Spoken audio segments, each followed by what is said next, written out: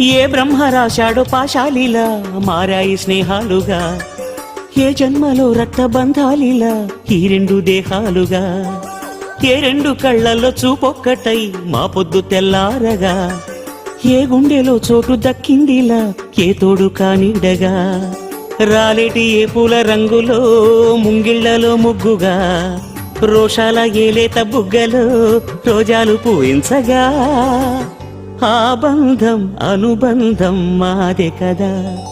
చిన్ని చిన్ని ఈ పువ్వులు చూసి జాబిలి నవ్వింది, సిరి వెన్నెల జల్లింది.